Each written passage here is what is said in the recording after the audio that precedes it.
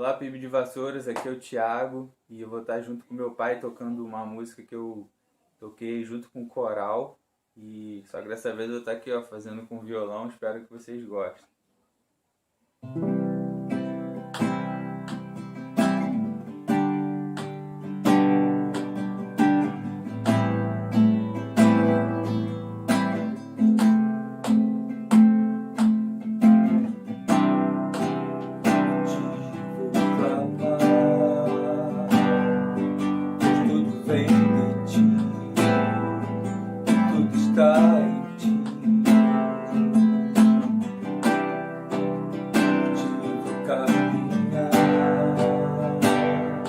Tu és a direção, o sol a me guiar.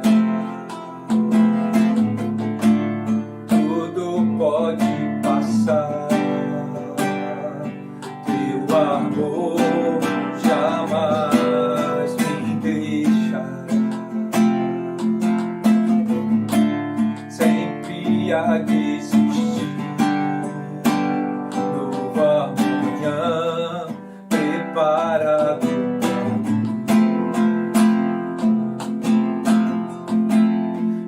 para mim,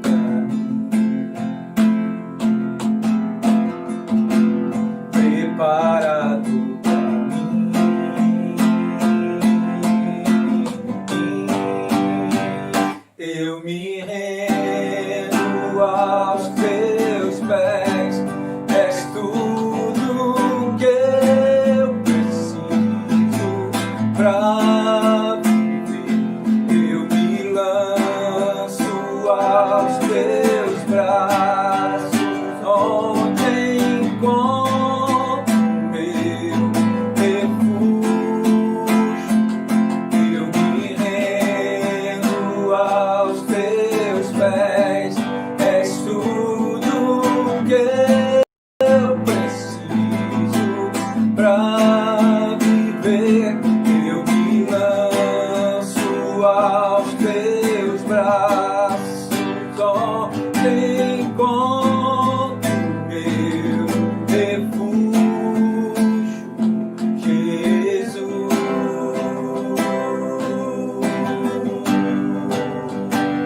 Eis-me aqui,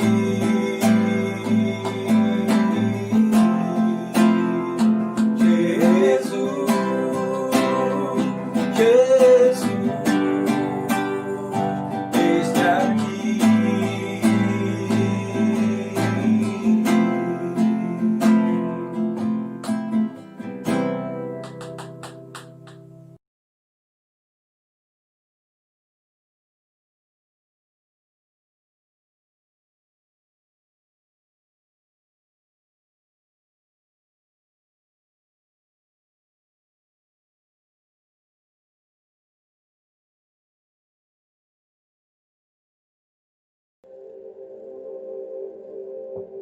Amém.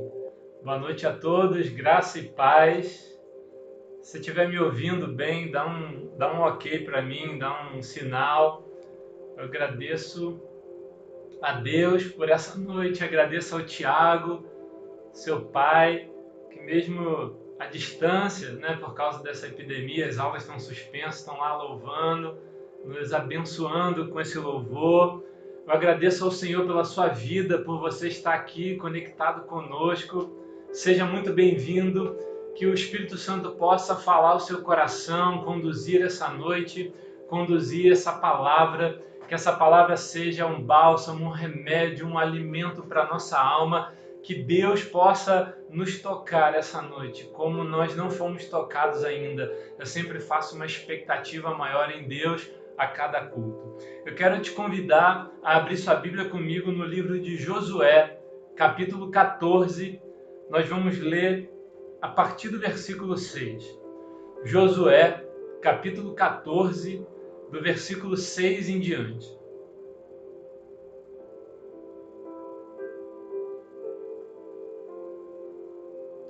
Josué, capítulo 6, versículo 14. E o texto diz assim: Os homens de Judá vieram a Josué em Gilgal E Calebe, filho do quenezeu Jefoné, lhe disse: Você sabe o que o Senhor disse a Moisés, homem de Deus, em Cades Barneia, sobre mim e sobre você. Eu tinha 40 anos quando Moisés, servo do Senhor, enviou-me de Cades Barneia para espiar a terra. Eu lhe dei um relatório digno de confiança. Mas os meus irmãos israelitas, que foram comigo, fizeram o povo desanimar-se de medo. Eu, porém, fui inteiramente fiel ao Senhor, o meu Deus. Por isso, naquele dia, Moisés me jurou: certamente a terra em que você pisou será uma herança perpétua para você e para os seus descendentes, porquanto você foi inteiramente fiel ao Senhor, o seu Deus. Pois bem, o Senhor manteve-me vivo, como prometeu. E foi há 45 anos que ele disse isso a Moisés, quando Israel caminhava pelo deserto. Por isso, aqui estou hoje, com 85 anos de idade.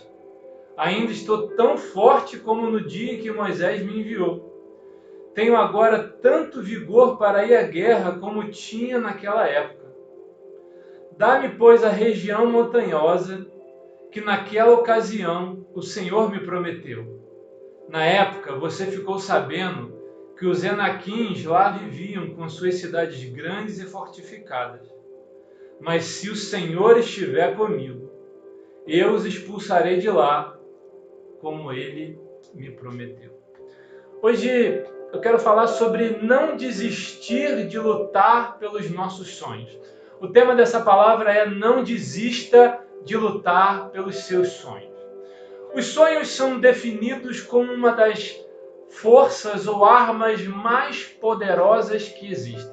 Se nós olharmos para a história do mundo e para a história da igreja, nós vamos perceber e avaliar quantas histórias de sucesso, de superação, de conquistas e realizações existem por causa de apenas um sonho que surgiu no coração de uma pessoa.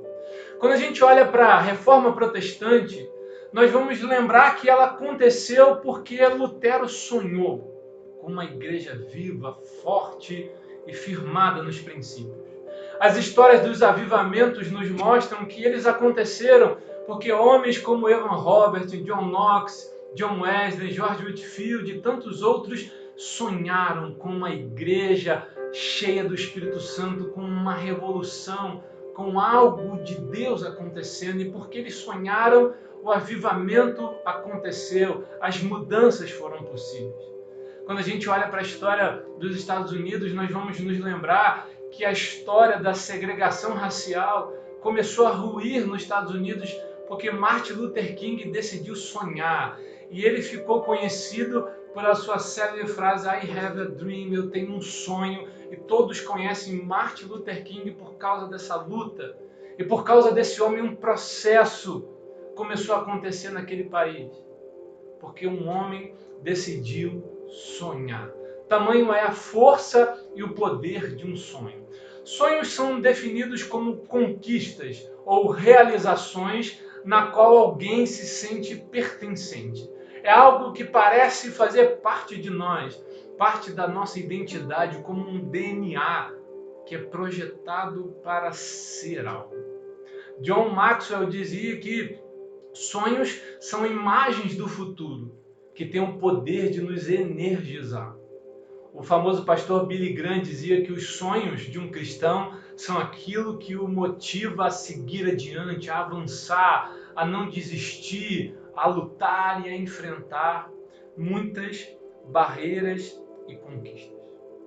Mas a verdadeira força de um sonho não consiste apenas na sua capacidade de nos motivar ou mexer com as nossas emoções. Ao contrário do que se pensa, a força do sonho não é uma força motivacional. Mas a verdadeira força de um sonho se encontra no seu poder de comunicação. Números capítulo 12, versículo 6, vai mostrar um episódio onde Deus vai falar com Arão e com Midian, a irmã de Moisés. E Deus diz assim: olha, quando há um profeta no meio de vocês, eu falo por meio de visões e por meio de sonhos. Mas com o meu servo Moisés, é diferente. Com ele eu falo face a face, eu falo como quem fala a um amigo. E a gente aprende que sonhos são ferramentas de comunicação de Deus conosco. Atos capítulo 2, versículo 17 diz assim: pois nos últimos dias eu derramarei o meu espírito sobre toda a carne. Os vossos filhos terão visões. Os vossos jovens profetizarão. E os velhos terão sonhos. Repare que Deus vai nos mostrar claramente nesse texto que no tempo da dispensação da graça, o tempo que nós vivemos, Deus iria se comunicar conosco basicamente de 3 formas: profecias, visões e sonhos. Profecias são aquelas comunicações de Deus relacionadas à fala. E nós vemos muitos versículos da Bíblia dizendo: olha, e assim veio a palavra do Senhor, assim manda te dizer o Senhor.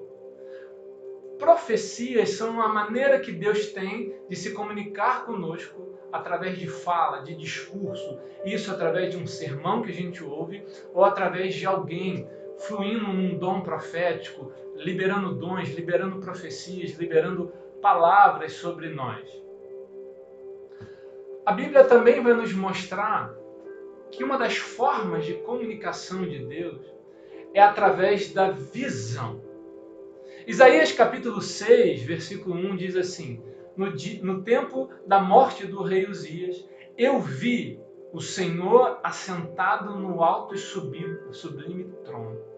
Repare que a Isaías aqui, ele não diz que teve uma audição, nem que teve um sentimento, mas ele disse: eu vi.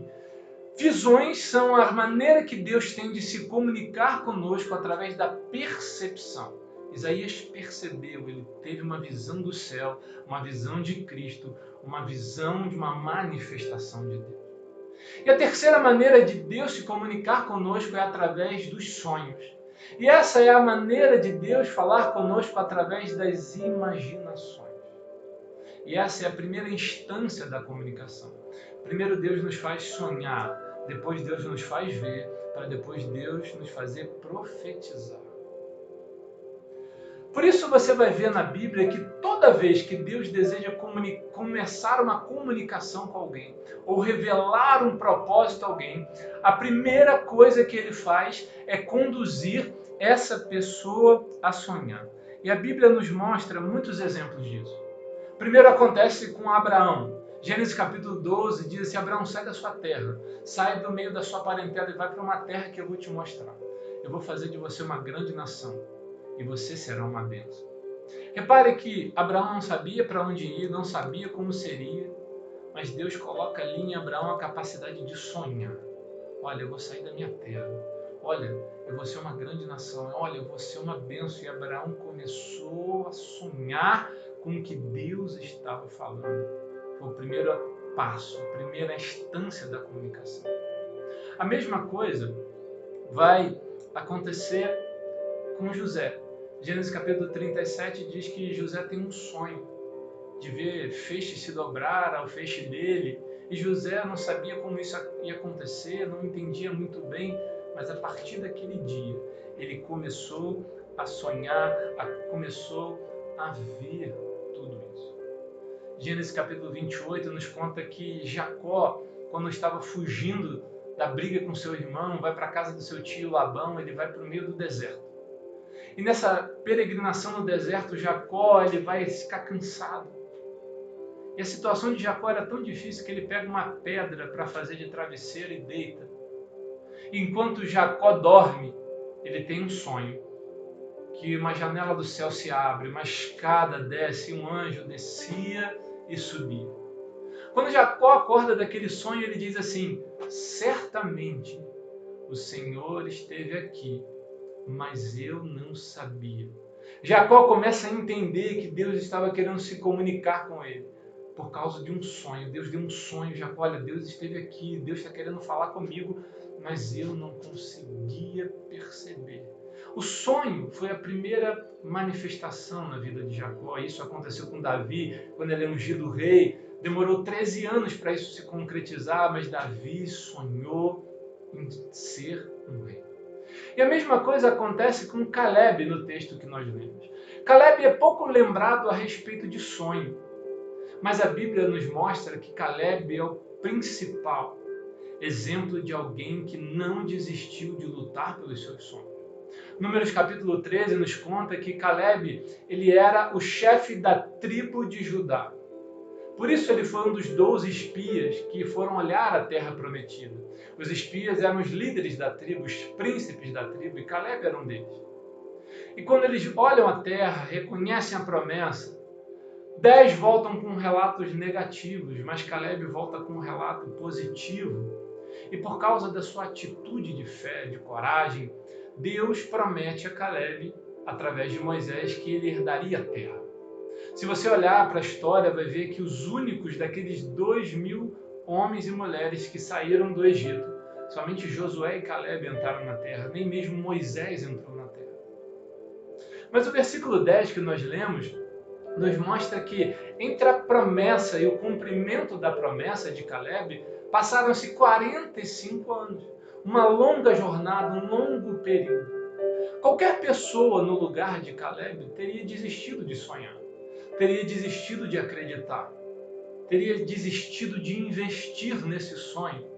Mas a Bíblia diz que Caleb não desistiu, ele lutou até o fim, até realizar o seu sonho. Como Caleb foi capaz de lutar pelo seu sonho ao longo do tempo, de não desistir do seu sonho, mesmo passando tanto tempo, mesmo vivendo tanta coisa, mesmo sem parecer que as coisas não iriam acontecer? Esse texto aqui nos ensina algumas lições que Caleb fez, algumas atitudes de Caleb, que o ajudou a não desistir de lutar pelo seu sonho, que talvez hoje possa te ajudar, me ajudar a não desistir de lutar pelos nossos sonhos, independente da realidade que nós estamos vivendo. A primeira lição que esse texto nos ensina sobre Caleb, como ele não desistiu do seu sonho, o que ele fez foi não se esquecer da promessa. A primeira coisa que Caleb fez foi não se esquecer da promessa. Vamos ler novamente o versículo 6 e 7, que diz assim: Os homens de Judá vieram a Josué em Gilgal, e Caleb, o filho do quenizeu Jefoné, lhe disse: Você sabe o que o Senhor disse a Moisés, homem de Deus, em Cades Barneia, sobre mim e sobre você. Repare que esse versículo vai mostrar o retrato de um homem provado pelo tempo. Um homem provado pelas adversidades da vida. Um homem provado pelo fogo das tribulações da vida. Mas esse versículo nos mostra o retrato de um homem que decidiu não desistir de lutar pelos seus sonhos. Versículo 6, na parte B, ele diz assim: Você sabe o que Moisés disse. A palavra saber aqui no hebraico é a palavra yada, que fala de conhecimento, de esclarecimento ou de profundidade. A palavra yada tem a conotação de intimidade, por isso nós vamos ver algumas vezes na Bíblia dizendo assim, olha, e Adão conheceu Eva e fulano conheceu Ciclano, por uma conotação sexual, porque conhecimento aqui, yada, fala de intimidade, de profundidade. Como Caleb diz para Josué, que era o líder agora, o substituto de Moisés, dizendo, olha, você sabe o que o Senhor me falou. Ele está lembrando Josué o dia em que Deus havia tocado o seu coração, mas que também havia tocado o coração de Josué com uma promessa, que os dois herdariam a terra, que os dois pisariam na terra, que eles seriam bem-sucedidos ali. Aqui é como se Caleb dissesse para Josué assim, você estava lá, você ouviu o que eu ouvi, você sentiu o que eu senti, você foi tocado como eu fui, você foi mexido como eu fui. Quando Deus falou com você, mexeu comigo da mesma forma. Você sentiu o que eu senti. Toda vez que Deus fala conosco, algo é transformado dentro de nós. Aquele dia que Deus te liberou uma palavra, aquele dia que Deus te liberou uma promessa, aquele dia que Deus usou alguém na sua vida, algo mudou dentro de você. Esse é o Yada, é o conhecimento da revelação de Deus, que toca o seu coração, que mexe com as suas estruturas, e você sabe que Deus falou com você. Em outras palavras, Caleb estava dizendo que, olha, isso ainda está vivo dentro de mim. Isso aqui ainda está fervilhando no meu coração. Caleb não tratou da sua promessa como qualquer coisa, mas ele manteve a sua promessa viva no seu coração. Ele manteve aquela palavra viva dentro de si. Uma das coisas mais perigosas que existem na nossa vida é nos esquecermos das promessas de Deus. Promessas de Deus não são apenas palavras. Números 23, versículo 19, diz que Deus não é homem para mentir, nem filho do homem para se arrepender. Mas promessas de Deus são revelações da nossa identidade. Quando Deus te promete algo, Ele está te revelando quem você é, aonde você deveria estar, o que você deveria estar fazendo. Quando Deus fala algo a você, Ele está mostrando quem você é para Ele, quem você nasceu para ser, o seu destino profético. E por isso, quando eu me esqueço do que Deus falou para mim, eu automaticamente estou esquecendo quem eu sou. Eu estou esquecendo a minha identidade, aquilo que eu nasci para ser, aquilo que eu fui gerado para ser, aquilo que eu fui profetizado para ser. É um perigo esquecermos das promessas, porque quando você se esquece do que Deus te falou, você está se esquecendo de quem você é.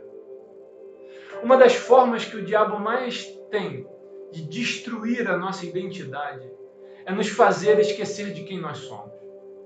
É de nos fazer esquecermos das promessas de Deus. E como o diabo faz isso? Fomentando, aumentando os problemas da vida.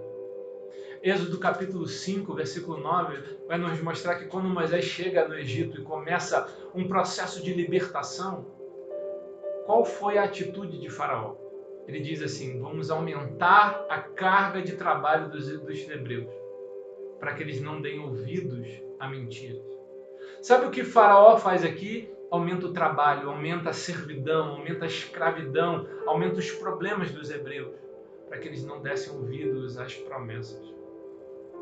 Faraó, nesse texto, vai fazer uma tipologia, uma imagem do próprio inimigo. E Moisés aqui é uma tipologia, uma representação da figura do próprio Cristo, o libertador.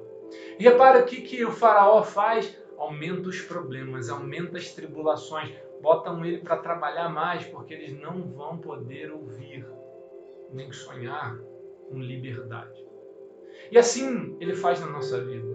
Aumenta os problemas, aumenta as tribulações, as batalhas na mente para você não sonhar, para você não se ver como Deus te vê, para você se esquecer de quem você é. E isso aconteceu com muitos personagens bíblicos. Quando a gente olha a vida de Eliseu, 1 Reis capítulo 19, de Elias, perdão, vai nos lembrar que Elias, por causa dos problemas, ele se esquece de quem ele era. Ele larga o ministério, vai para o deserto, senta embaixo de uma árvore e diz: chega, eu quero morrer, está todo mundo contra mim, eu sou o único fiel aqui. E o anjo pergunta para Elias assim: Elias, o que você está fazendo aqui? Come o pão, bebe água, porque você tem uma longa jornada ainda. Elias tinha esquecido de quem ele era por causa dos problemas, até que Deus o lembra quem ele era. A mesma coisa acontece com Pedro. Pedro tem uma revelação do Senhor. Jesus diz para ele assim: olha, você será Pedro, pedra, e sobre essa pedra eu vou edificar minha igreja, as portas do inferno não prevalecerão contra ela. Repara que Pedro, o nome de Pedro é Simão, e Simão significa caniço, bambu, algo levado pelo vento. Mas Jesus vai dizer: olha, você não é Simão, mas eu digo que você é Pedro. É a palavra Petrus, uma pedra.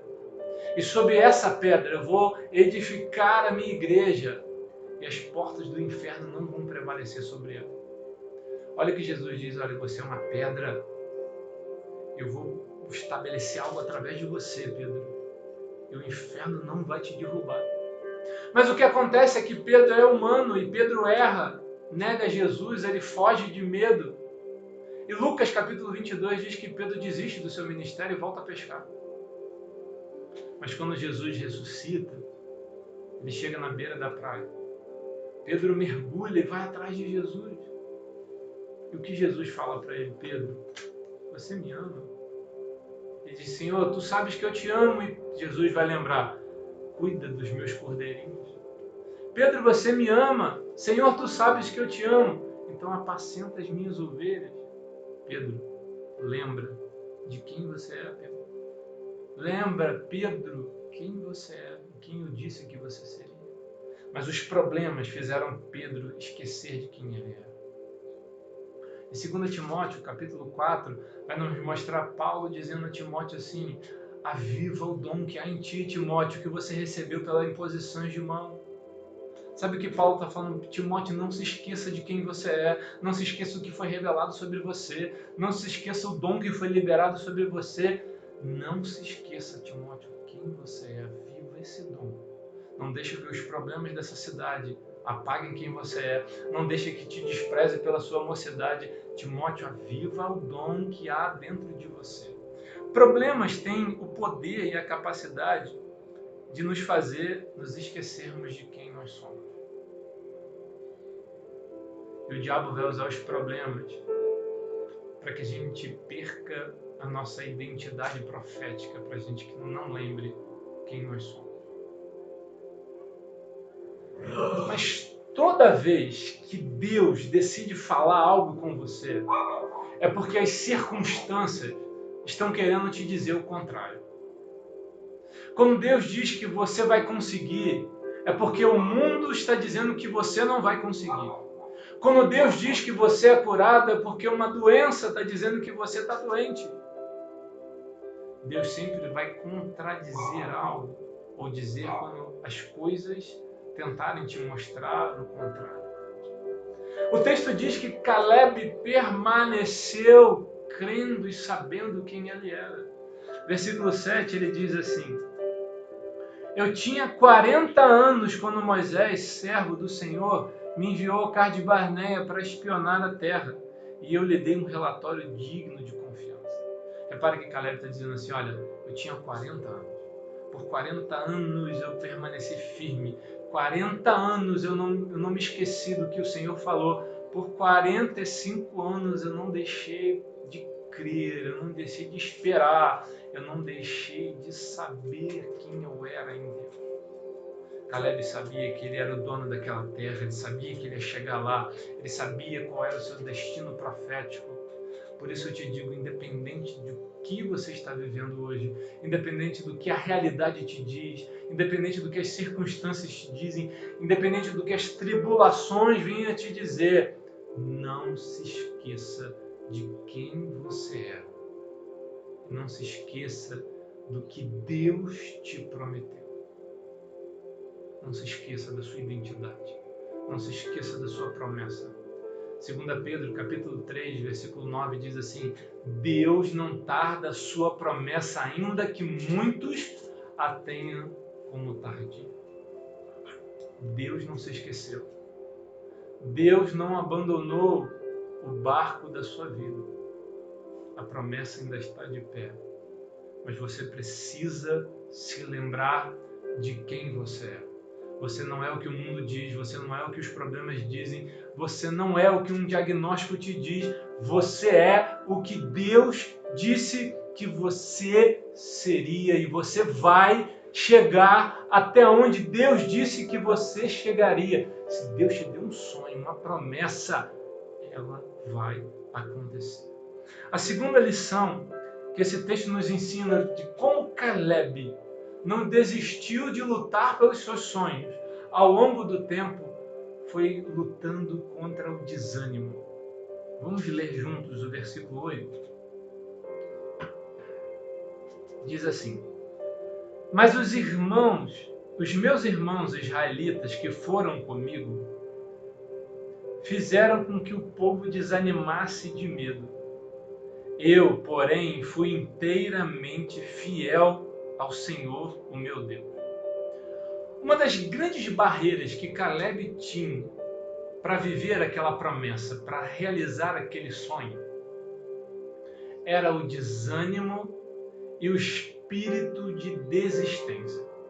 A Bíblia nos mostra de quando aqueles espias voltam da terra com um relato negativo, toda a nação entra num profundo estado de desânimo, inclusive os próprios líderes.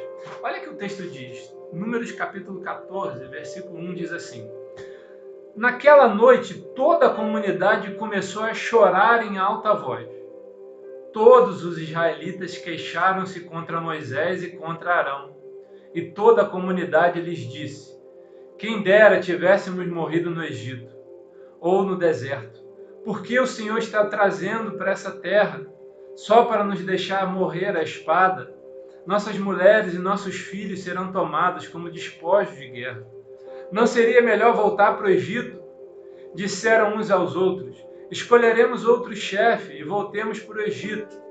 Então Moisés e Arão prostraram-se o rosto em terra diante de toda a assembleia dos israelitas. Repare que até mesmo Moisés e Arão caíram naquele estado de desânimo. O povo disse: olha, por que a gente está aqui? Por que Deus nos trouxe? Vamos voltar, vamos arrumar outros líderes. Todos entraram num estado profundo de desânimo, de desistência. Entre a promessa e a realização dela, Caleb precisaria lutar contra o desânimo e a desistência coletiva. Não era só dele, mas eram de todos os que os cercavam. Se você prestar atenção, você vai perceber que todos os que receberam uma promessa, um sonho de Deus, estavam sozinhos diante das circunstâncias da vida. Em Gênesis capítulo 32, vai nos contar uma passagem memorável, a história de Jacó no anjo no Val do Jaboque. Jacó aqui estava fazendo um caminho de volta. Por 20 anos ele estava brigado com problemas familiares e agora ele decide voltar e resolver suas pendências. E quando Jacó volta, no meio do caminho tinha um rio. E Jacó estava num vale chamado Vale do Jaboque. E diz que Jacó atravessa as esposas, atravessa o gado, os seus 11 filhos. E quando Jacó fica sozinho, o texto diz que vem um anjo para lutar com Jacó. Repare que foi só quando Jacó ficava sozinho que Deus veio falar com ele. Que Deus encontrou com ele, tocou nele, mexeu nas suas estruturas e disse: olha, você não será Jacó, você será Israel. Israel significa aquele que luta e prevalece. Deus mudou a história, deu um novo sonho, um novo rumo, mudou o nome de Jacó. Mas quando ele estava sozinho. A mesma coisa acontece com José. Gênesis 37, versículo 19, diz que quando as pessoas viam José, diziam assim: ó, lá vem um sonhador. Ou seja, ninguém acreditava no seu sonho. Ah, esse menino é um sonhador, isso nunca vai acontecer. Ô sonhador, vem para cá. José estava sozinho com o seu sonho. Até seu pai falou para ele assim: menino, que é isso que você está dizendo? Até eu vou me curvar a você? Nem o seu pai acreditou no seu sonho. A mesma coisa acontece com Neemias. Neemias capítulo 4, quando ele vai reconstruir os muros de Jerusalém, reconstruir a cidade. Os inimigos começam a dizer: olha, quem que esses caras pensam que são?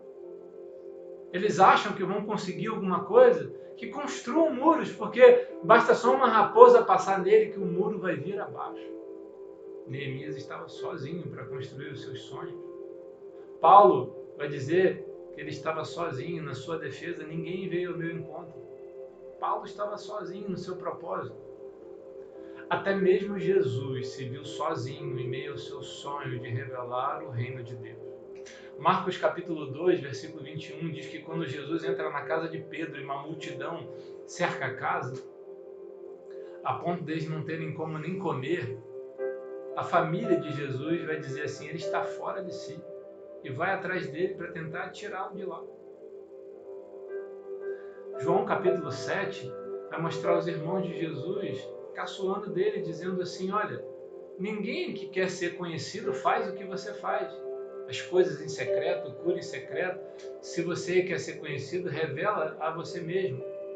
E o texto diz assim, porque nem os seus irmãos criam nele. No começo eles não criam, depois eles viraram apóstolos. Tiago, Judas são apóstolos escritos na Bíblia, irmãos de Jesus. Mas no começo nem eles davam crédito a Jesus e aquilo que ele sonhava, aquilo que ele carregava ao seu encargo no coração. Sonhadores são pessoas solitárias. Sonhadores são pessoas que às vezes não são bem compreendidas. Pessoas que carregam um chamado, às vezes não conseguem ser entendidos por muitas pessoas. Por isso, não espere que as pessoas venham te incentivar, não esperem que as pessoas venham te animar, não esperem que pessoas acreditem nos seus sonhos, não esperem que pessoas vejam o que Deus falou com você, não esperem que as pessoas reconheçam o seu chamado, porque na maioria das vezes, todos vão tentar te desanimar, te fazer recuar, te fazer desistir e desacreditar dos seus próprios sonhos e daquilo que Deus te falou. Vão dizer que é impossível, que isso não é para você, que você tem que fazer outra coisa. Por isso, para vivermos os nossos sonhos e as promessas de Deus para a nossa vida, nós vamos aprender e precisar lutar contra o desânimo e o desencorajamento. E desânimo se vence com decisão. Repare que o versículo 8 ele diz assim, olha, os meus amigos, meus irmãos israelitas fizeram o povo desanimar, mas eu, porém, fui inteiramente fiel ao Senhor. Repare que Caleb diz assim, olha, todo mundo desanimou, todo mundo recuou, mas eu não. Caleb escolheu crer. Caleb escolheu pensar diferente, sonhar diferente, se motivar diferente. Caleb escolheu manter a chama acesa dentro do seu coração. Caleb decidiu não recuar, não desanimar. A Bíblia nos mostra que homens e mulheres de sucesso em Deus, no chamado de Deus, foram pessoas de decisão. Ruth capítulo 1, versículo 16 vai mostrar que Ruth decidiu voltar com Noemi e não abandonar Noemi e voltar com ela para Jerusalém, para Belém. Ela diz assim, olha, não insiste comigo para te deixar, porque aonde você for eu irei, aonde você pousar eu pousarei, e aonde você morrer eu morrerei e ali serei sepultada. O seu povo vai ser o meu povo, o seu Deus será o meu Deus. Repare que Noemi decide, Ruth decide começar um novo projeto com Noemi. E por causa dessa decisão, essa mulher teve a vida transformada, abençoada. Se tornou a bisavó de Davi. Entrou na linhagem real por causa de decisão. A Bíblia nos mostra, Daniel capítulo 1, versículo 8, que Daniel foi levado para a Babilônia. E Daniel começou um processo de desconstrução de sonhos, de desmonte de identidade. Mudaram o nome dele, ensinaram uma outra língua, queriam dar outras alimentações a Daniel, mudar a sua vida.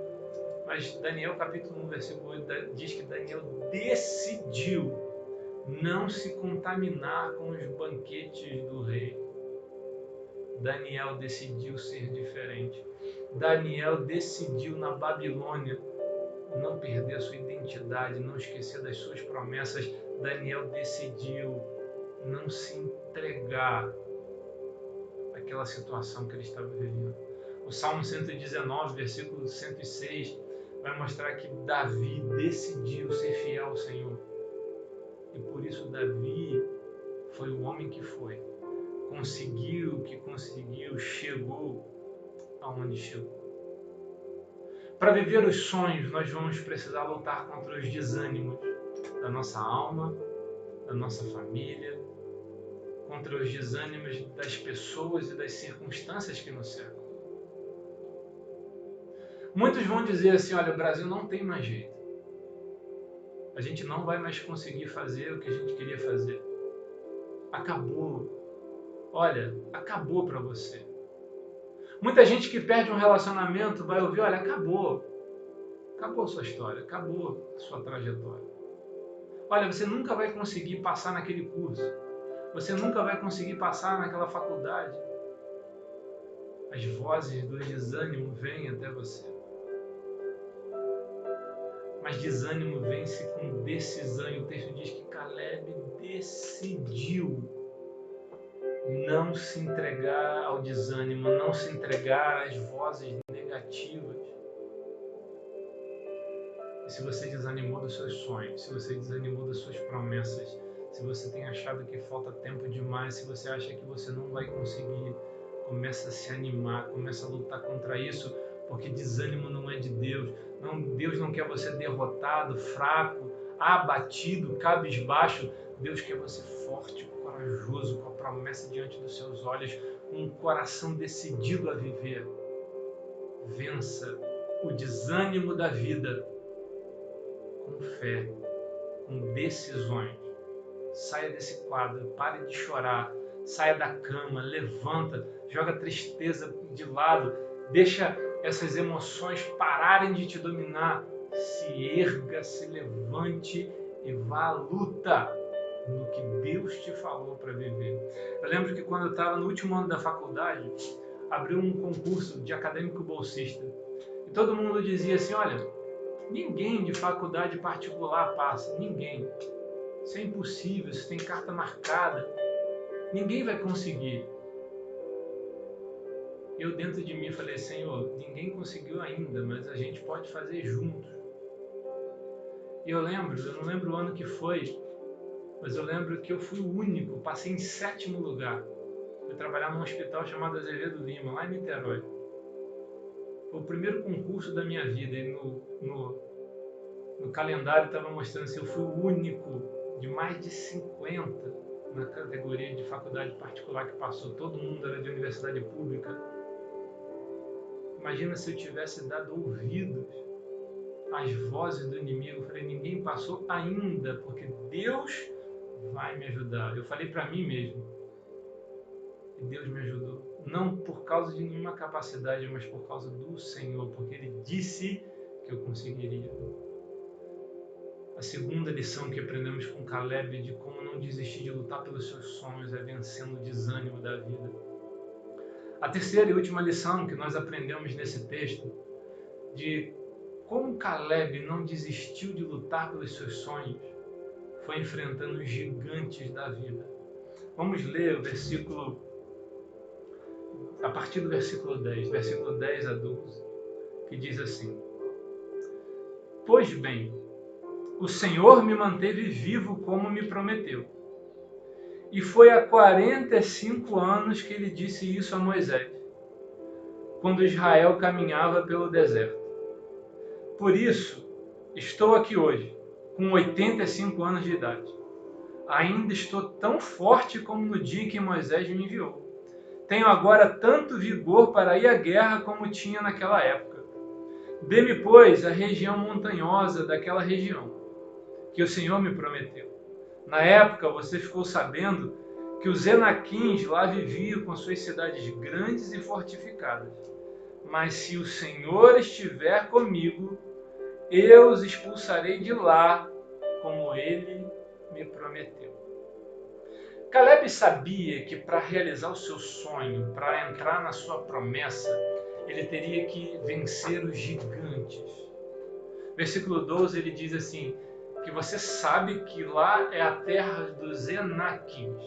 Os Enaquins eram os descendentes de Sete, que eram homens grandes e fortes que moravam em Hebron, que eram donos da cidade, pertencentes da cidade. Homens valentes, vigorosos. Para vencer o seu sonho, Caleb teria que derrotar os gigantes. Gigantes são definidos como barreiras, como impedimentos, como impossibilidades.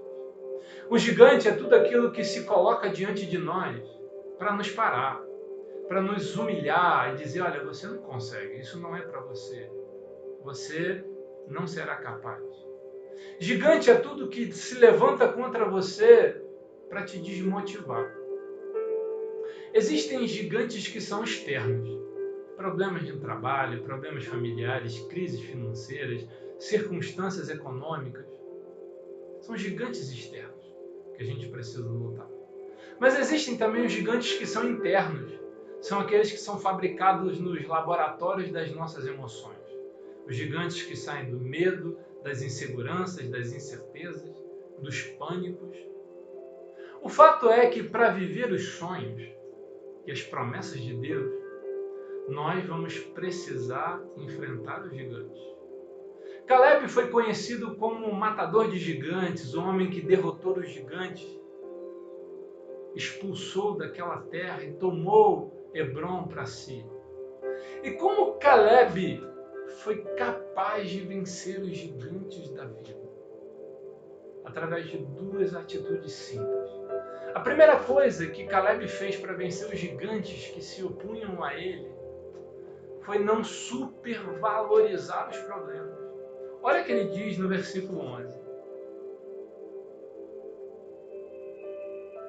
Versículo 11 diz assim: ainda estou tão forte como no dia em que Moisés me enviou.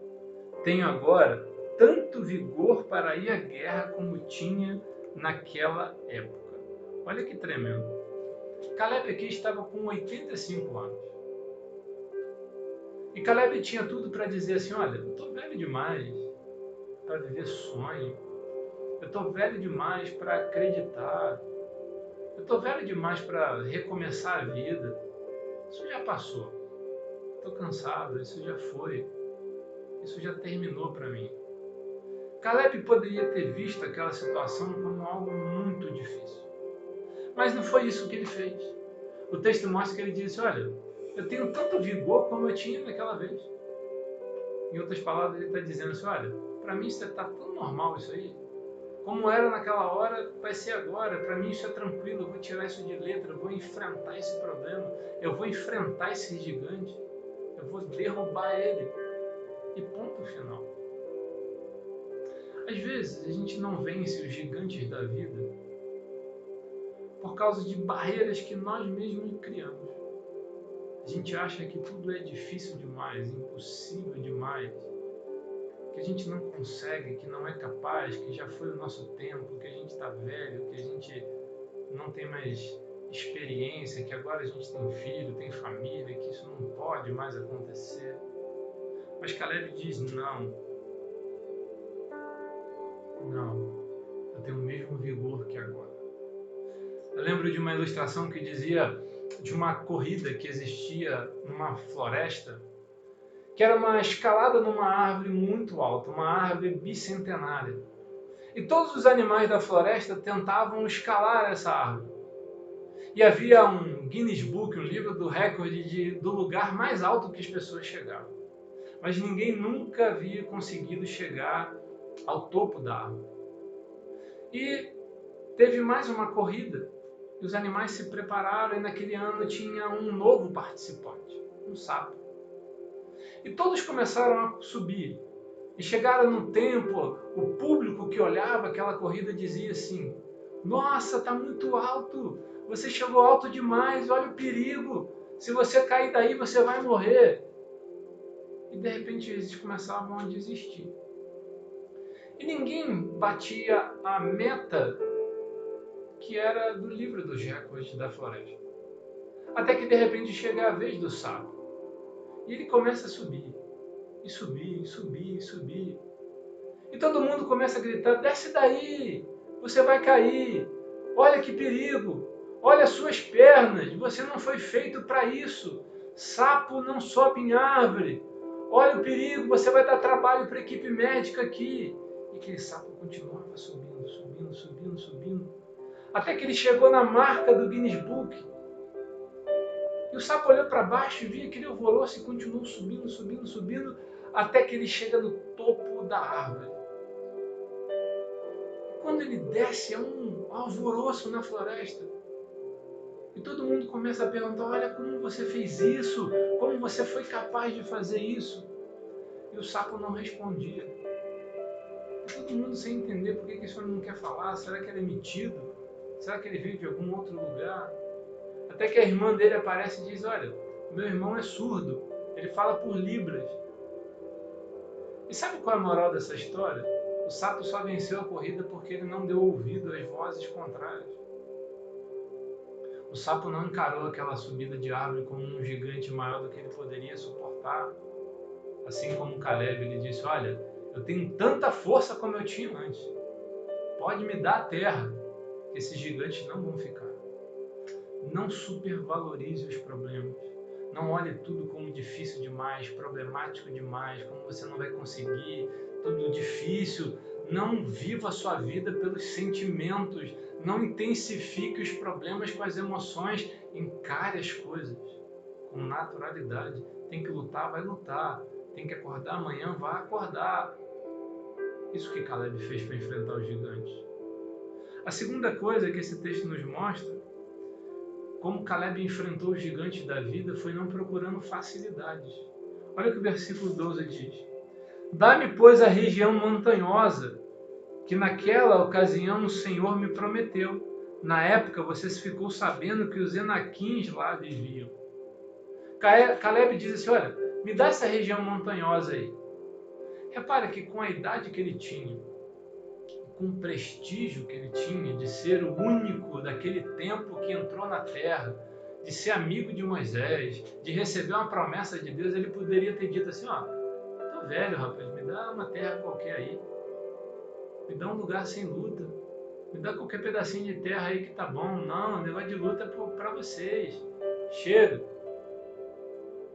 Mas Caleb não procurou atalhos, ele diz, olha, me dá essa região montanhosa aí, porque foi ela que Deus me prometeu. Eu vou subir a montanha, eu vou enfrentar os gigantes. Se Deus estiver comigo, eles vão cair todos. Caleb não procurou atalhos. Às vezes nós não vivemos os nossos sonhos ou promessas porque a gente quer buscar os atalhos, uma maneira mais fácil, menos dolorosa. Mas não existe atalho. Não existe facilidades. A vida é feita de luta, a gente tem que enfrentar. Thomas Edison dizia o seguinte, olha, a vida e o sucesso é feito de 10% de inspiração, mas de 90% de transpiração. Para vencer tem que lutar, para vencer tem que batalhar, arregaçar a manga, tem que enfrentar. E Caleb disse, ó, pode me dar essa terra que eu vou encarar, eu vou enfrentar. Pode me dar esse espaço, que é esse aí que eu vou conquistar. Caleb não tentou dar jeitinho, Caleb não tentou se dar bem a troco dos outros, Caleb não tentou explorar. Ele poderia, com a sua posição de mais velho, ali, ficar explorando, olha, eu preciso de honra, eu preciso de valorização aqui, eu preciso que você lembre quem eu fui. Caleb não faz isso. Caleb diz, olha, isso aqui que eu vou lutar, eu vou enfrentar e ponto final. Caleb viveu o seu sonho. Repare que para viver os nossos sonhos e não desistir de lutar deles, nós vamos precisar nos lembrar das promessas. Vamos precisar lutar contra os desânimos. Nós vamos precisar enfrentar os gigantes da vida. Todo dia que a Isabela olha esse quadro aqui, da Ponte de Londres, ela fala assim, pai, vamos lá? Eu falei, vamos. Pai, vamos lá? Eu falei, vamos. Qualquer ponte que ela passa, ela fala assim, pai, essa aqui é a Ponte de Londres? Eu falo, ainda não. Esses dias eu levei ela em Juparanã para sair de casa um pouco. Ela falou assim, pai, é a ponte. Eu falei, ainda não é. Mas Deus vai fazer acontecer. Continua acreditando que um dia que Papai do Céu vai te levar. Acredite nos seus sonhos. Acredite no que Deus te falou. Acredite nas promessas que o Senhor te disse. Não desista de lutar. Não desista agora, não pare agora. Olha para mim, você que desistiu de amar. Não desista, tenta mais uma vez. Você que precisa recomeçar algo na sua vida, recomece. Você que sonha em começar um curso, uma faculdade, trocar de profissão, casar, comece a sonhar, comece a se movimentar. Se Deus falou algo para você, e você sabe que não foi homem, que não foi pastor, que não foi sentimento, que não foi emoção, você sabe que foi do Senhor. Porque quando Deus fala, a gente sente que Deus fala. Você precisa lutar. Lutar pelos seus sonhos. Até que eles se realizem. E hoje eu quero encerrar essa palavra te convidando a orar pelos seus sonhos, pelos seus projetos. Deus hoje pode te dar uma casa nova, levar você para uma cidade melhor. Deus pode te dar um emprego novo. Deus pode te dar oportunidades na vida, fazer acontecer, liberar seu ministério, viver algo que você ainda não viveu. Mas há uma chama dentro de você que não pode morrer. Crer na promessa. Eu não desisti de lutar.